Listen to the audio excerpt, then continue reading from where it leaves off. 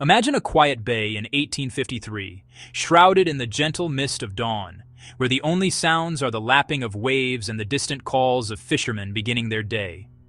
Here, fishermen cast their nets into calm waters, repeating the same motions their fathers and grandfathers once did.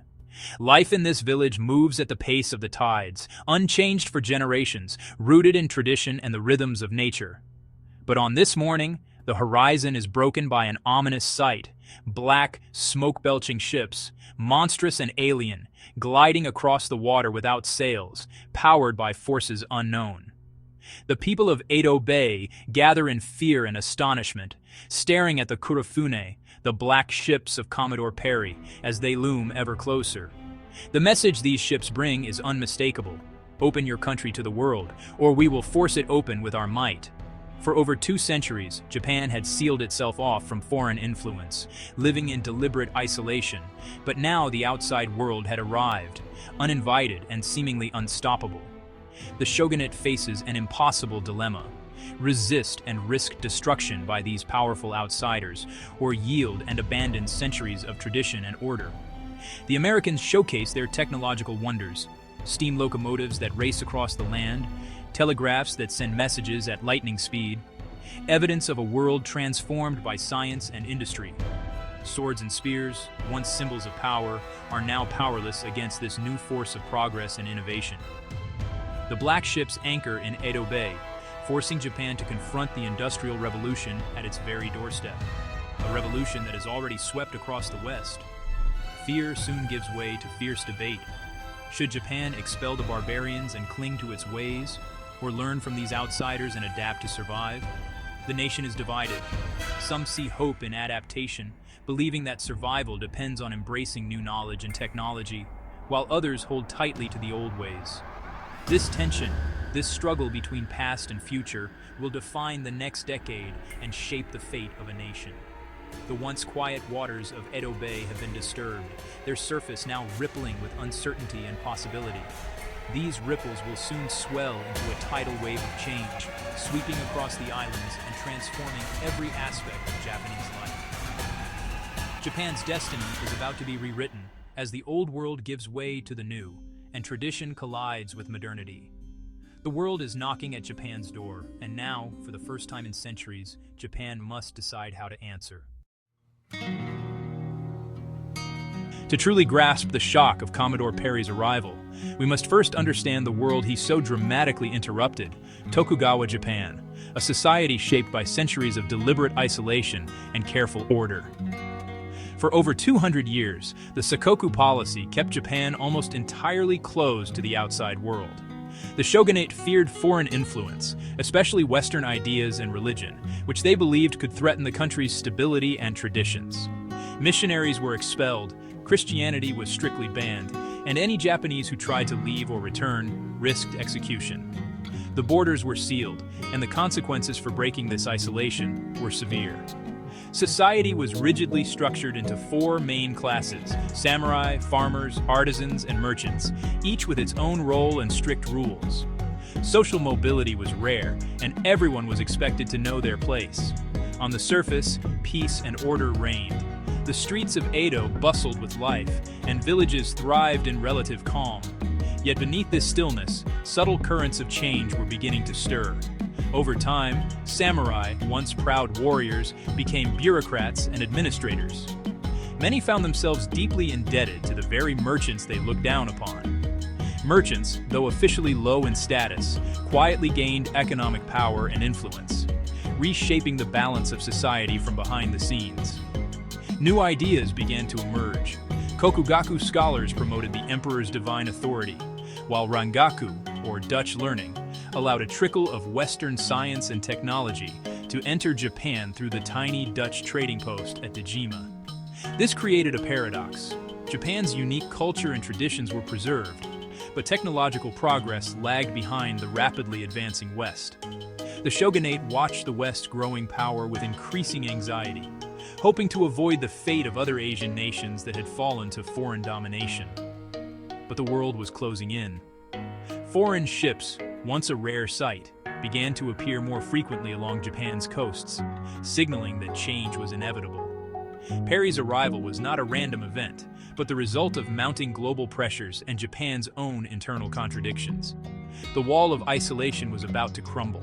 The stillness that had defined Japan for centuries was coming to an end, and the people could sense the winds of change. The modern world was at the gates, ready to reshape Japan forever. The shogun's treaties with the West sparked outrage. Southern domains like Satsuma and Choshu rallied around "Revere the Emperor, expel the barbarians." The nation split shogunate loyalists versus imperial restorationists. Civil war erupted, the Boshin War. The imperial forces, modernized and adaptable, defeated the shogunate at Toba Fushimi. Emperor Meiji was declared the true ruler. The shoguns surrendered Edo. Tokugawa rule ended in less than a year. Some loyalists fled north, forming the short-lived Republic of Ezo, but were crushed. The Boshin War ended. The old order was swept away. A new political landscape emerged. Japan stood ready for radical transformation. With the shogun gone, Japan's new leaders faced a daunting task: unify and modernize the nation. Fast. In 1868, Emperor Meiji issued the Charter Oath, a 5-article vision for a new Japan. It called for public discussion, unity across classes, and social and economic freedom. The oath rejected isolation, promising to seek knowledge worldwide. It was a declaration of intent: break with the past, embrace reform.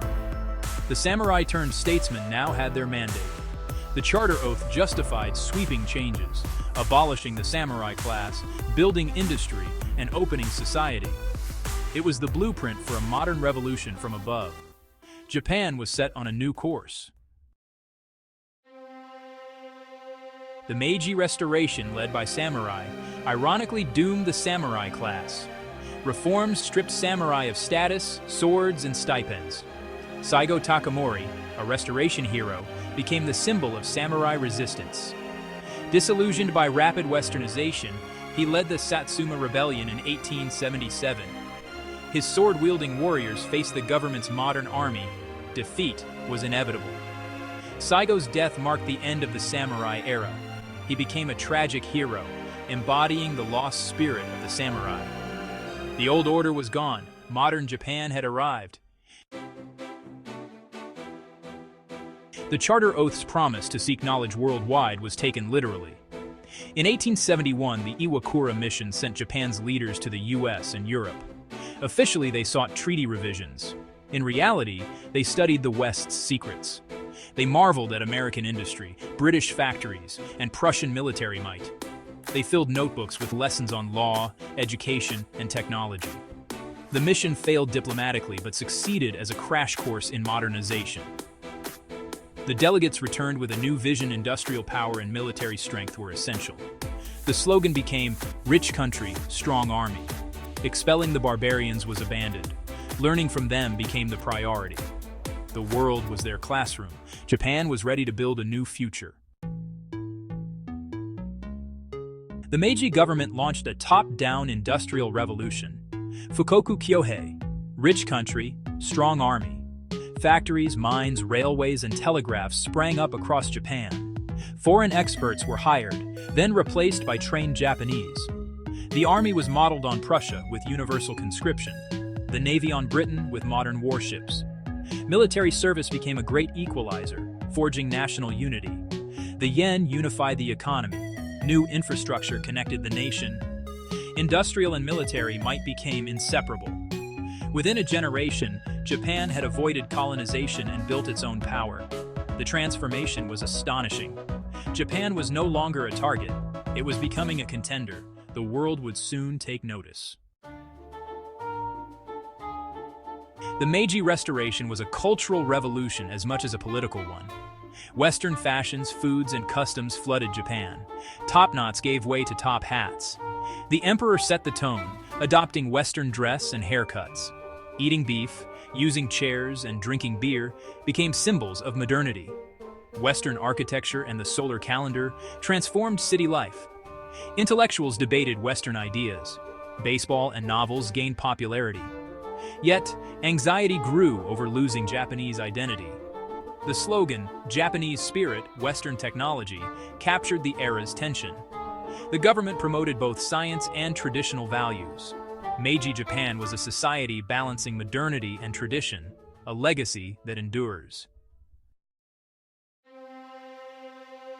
By the dawn of the 20th century, the transformative effects of the Meiji Restoration were undeniable and profound. Japan had evolved into a centralized, industrial nation-state, with modern infrastructure and a burgeoning economy. The real test of its newfound strength came in war. In 1894, Japan decisively defeated China, a victory that shocked the world and altered perceptions. This victory announced Japan as a major power on the global stage, yet Western intervention served as a stark reminder of lingering inequalities. Undeterred, Japan expanded its military might, setting its ambitious sights on the Russian Empire. The Russo-Japanese War of 1904-05 marked a significant turning point. Japan's victory stunned the globe and shifted power dynamics. For the first time in modern history, an Asian nation had defeated a European power, altering the global balance. The world's balance shifted dramatically. Asian nationalists found renewed hope and inspiration in Japan's success. The Meiji era concluded in 1912, leaving Japan secure, respected, and poised for future challenges. The Restoration demonstrated how a nation could transform under immense pressure and adapt to modernity. However, the same drive for strength and expansion would later lead to imperial overreach and conflict. The Meiji sun rose high, casting a long shadow that would stretch far into the 20th century, influencing future generations. Japan had answered the world's knock with determination, and in doing so, it changed the course of history forever.